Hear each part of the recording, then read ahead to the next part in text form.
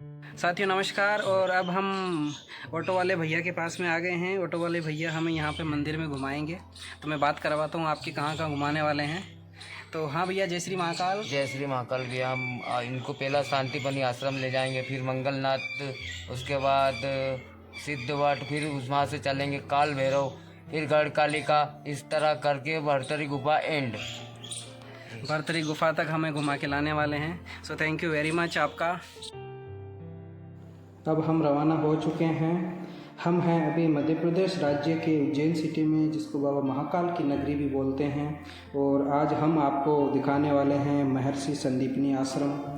और मैं इसके बारे में बताऊं आपको, महाकालेश्वर मंदिर से ये 7 किलोमीटर दूरी पे बना हुआ है। यह आश्रम मंगलनाथ रोड पे बना हुआ है, आगर रोड पे।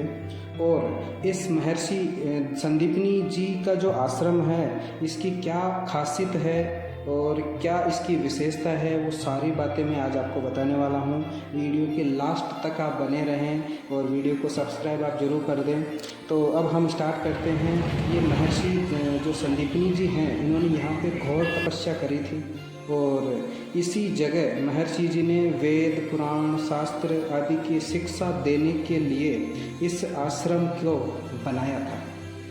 इस आश्रम की प्रसिद्धि का मुख्य कारण क्या है? भगवान श्री कृष्ण, बलराम जी और सुदामा जी ने पौराणिक मान्यताओं के अनुसार कुल गुरु संदीपनी जी से यहाँ पे शास्त्र और वेदों का ज्ञान लिया था। तो साथियों, हम पहुँच चुके हैं महर्षि संदीपनी आश्रम, और इसके अंदर हम आपको लेके चलते हैं। और हम आगे बात करते हैं आपको कि इसलिए इस आश्रम को श्री कृष्ण पाठशाला के नाम से भी जाना जाता है, क्योंकि यहाँ पे श्री कृष्ण भगवान ने शिक्षा ग्रहण करी थी, शास्त्रों का ज्ञान लिया था। तो अब हम थोड़ा सा आगे बढ़ते हैं और आप देखते रहिएगा। हम आपको एक एक जगह के बारे में बताने की कोशिश करेंगे। और यहीं पे ये बना हुआ है मंदिर।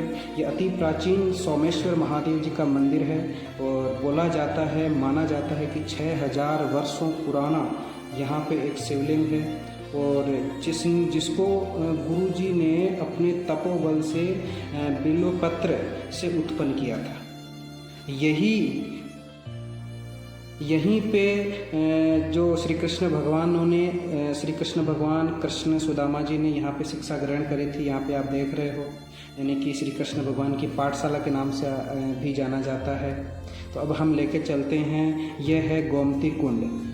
ये गोमती कुंड ऐसा बना हुआ है और ऐसा माना जाता है कि श्री कृष्ण भगवान ने गुरु के लिए गोमती नदी से इस कुंड को लेकर आए थे। और इसी गोमती कुंड के जल से श्री कृष्ण भगवान अपनी पाटी साफ किया करते थे। और इस जगह को विद्वानों का जगह बोलते हैं, विद्वानों का क्षेत्र भी बोलते हैं। और यह मंदिर जो आप देख रहे हो, ये श्री कृष्ण भगवान जी, सुदामा जी और श्री कृष्ण जी और बलराम जी, तीनों की मूर्ति यहाँ पे बनी हुई है। और हिंदुस्तान में, यानी विश्व में कहीं पे भी नहीं है, मात्र इसी जगह है। तो अब हम आपको लेके चलते हैं जहाँ पे श्री कृष्ण भगवान ने वेदों का, पुराणों का ज्ञान प्राप्त किया था, जहाँ पे। तो अभी हम अंदर चलते हैं। और अंदर चलने के बाद में आप देखोगे कि बहुत ही सुंदर चित्रण किया हुआ है, चित्रों में दर्शाया गया है। यहाँ पे बताया गया है कि भगवान ने 64 कलाएँ सीखी थी, जैसे कपड़े रंगना, रत्न की पहचान करना, रत्न को रंगना और आभूषण बनाना, आसन बिछाना, छंद, काव्य, शासन, वाचन, धागे से मंदिर बनाना, कपड़ों से। इस तरीके से इन्होंने बहुत सारी यहाँ पे शिक्षाएं ग्रहण करी थी। युद्ध में विजय पाने का ज्ञान, जल के अंदर योद्धा अभ्यास कैसे करें, है ना, दूसरों का रूप धारण करना, पास से खेलना, शारीरिक व्यायाम करना।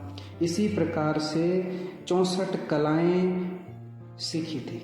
भगवान श्री कृष्ण जी ने मात्र 64 दिनों में संपूर्ण ज्ञान प्राप्त कर लिया था। अब मैं आपको थोड़ा सा आगे बताता हूँ कि 18 दिनों में इन्होंने 18 पुराण, 4 दिनों में चारों वेद का ज्ञान प्राप्त कर लिया था, 6 दिनों में 6 शास्त्रों का ज्ञान प्राप्त कर लिया था, 16 दिनों में 16 कलाएं सीख ली थी और 20 दिन में पूरी गीता का ज्ञान प्राप्त कर लिया था। और इसके साथ में ही गुरु दक्षिणा और गुरु सेवा का ज्ञान भी प्राप्त कर लिया था।